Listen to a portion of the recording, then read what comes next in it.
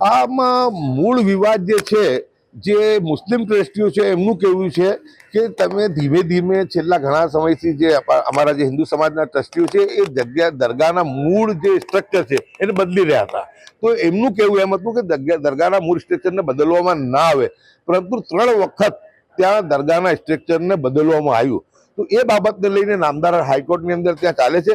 વિવાદ એટલો છે કે 2 સમાજ ત્યાં આવીને જે છે પોતાની ધાર્મિક વિધિ કરી શકે, પરંતુ એને એકદમથી તમે એક સમાજ માટેની વાત મૂકવાનો પ્રયાસ થાય તો એની સામે એ છે. કેમ કે આ તો આપણે કહીએ કે દાયકાઓ જૂની વાત છે અને ત્યાં જે છે એ તમામ ધર્મ અને જાતિના લોકો ત્યાં આવે છે.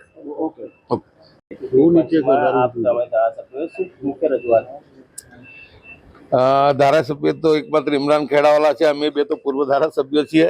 આજે ધારાસભ્ય ઇમરાન ખેડાવાલા, પૂર્વ ધારાસભ્ય જાવેદ પીરજાદા અને હું પણ આજે સૌથી પહેલાં તો અમે રાજ્યના ડીજીપી શ્રી વિકાસ સાહેબને મળ્યા.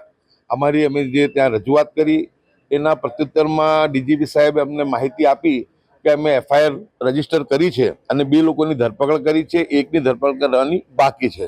ત્યારે અમે એમનો આભાર વ્યક્ત કરતા અમે એવું વાત એમની સમક્ષ મૂકી છે કે જે ગુજરાતના મુસ્લિમ સમાજની એક જ માંગણી છે કે જે કબ્રો, જે મઝાર શહીદ કરવામાં આવ્યા છે એને પુનઃસ્થાપિત કરવામાં આવે.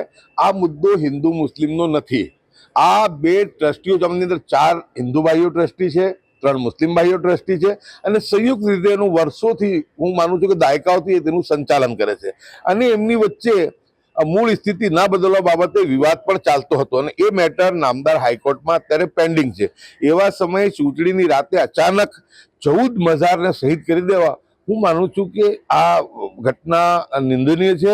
કેમ કે એક સારા વાતાવરણ અંદર કે જ્યારે જે કોમી એકતાનું પ્રતીક હોય, કે ત્યાં હિન્દુ મુસ્લિમ 2 આસ્થાથી ત્યાં આવતા હોય, હિન્દુ સમાજ પૂજા અર્ચના કરતો હોય, મુસ્લિમ સમાજ ત્યાં ફાતિહા ખાની કરીને એની પોતાની ધાર્મિક વિધિ કરતું હોય, તો આવી જગ્યા પર વિવાદ થાય તો હું માનું છું કે એ બરાબર નથી. અને અમે તો કાલે જ્યારે સમગ્ર ગુજરાતમાં આ બાબતે સોશિયલ મીડિયા પર વાત સામે આવી ત્યારે અમે 3 લોકોએ ગુજરાતના લોકોને પણ અપીલ કરી કે આપણે પ્રશાસન પર ભરોસો રાખવો જોઈએ. કાયદો આપણા હાથમાં લેવાની જરૂર નથી અને અમને સંપૂર્ણ વિશ્વાસ છે કે રૂલ ઓફ લો છે દેશની અંદર અને કાયદા દ્વારા પ્રસ્થાપિત જે કંઈ નિયમો છે એની આધીન આગળની કાર્યવાહી કરવામાં આવશે. અમે આજે આ જ વાત કરી છે કે જે કબરો છે પુનઃસ્થાપિત કરવામાં આવે. ઇલેક્શન કમિશન શ્રીને પણ મળીને અત્યારે અમે 3 લોકોએ આ જ રજૂઆત કરી છે. મેડમે પહેલાં એવી વાત કરી કે આ ઇલેક્શન રિલેટેડ નથી, એટલે અમે કીધું કે અત્યારે જે છે તમામ શાસન પ્રશાસન તમારા તાબા હેઠળ ચાલે છે, તમારા હુકમથી ચાલે છે. ત્યારે એમને વાતને સ્વીકારી કે હા, એ વાત બરાબર છે.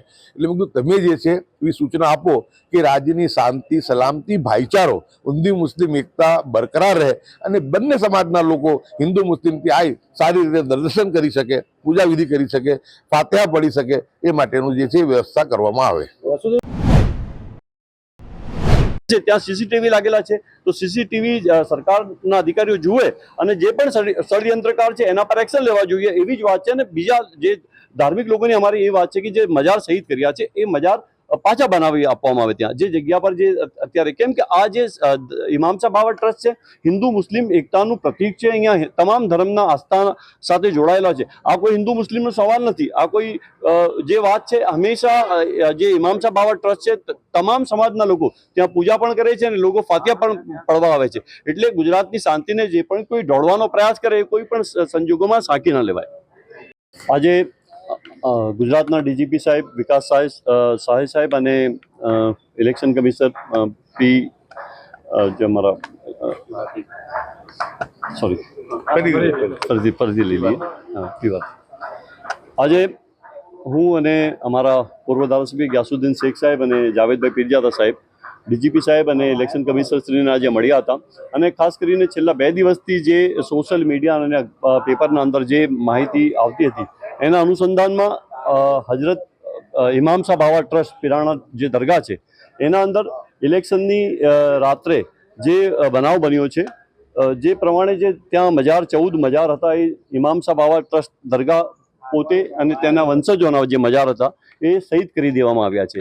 અને જે લોકો આના અંદર જે સામેલ છે એના ઉપર કાયદેસરની કાર્યવાહી થવી જોઈએ એવી આજે અમે ડીજીપી સાહેબને સમક્ષ રજૂઆત કરી છે. અને ડીજીપી સાહેબ તરફથી પ્રત્યુત્તર અમને મળ્યો કે ભાઈ ચોક્કસ એમાં FIR દાખલ કરીશું અને જે ગુનેગાર છે અને જે ષડયંત્રકાર છે આના પાછળ જે કોઈ ષડયંત્રકાર છે એના પર એક્શન લેવા જોઈએ એવી આજે અમે રજૂઆત કરી છે. અને બંને તરફથી અમને ચોક્કસ આશ્વાસન આપવામાં આવ્યું છે કે અમે ચોક્કસ આના અંદર નિષ્પક્ષ રહીને તપાસ કરીશું અને જે પણ ગુનેગાર છે તેના સામે એક્શન લઈશું.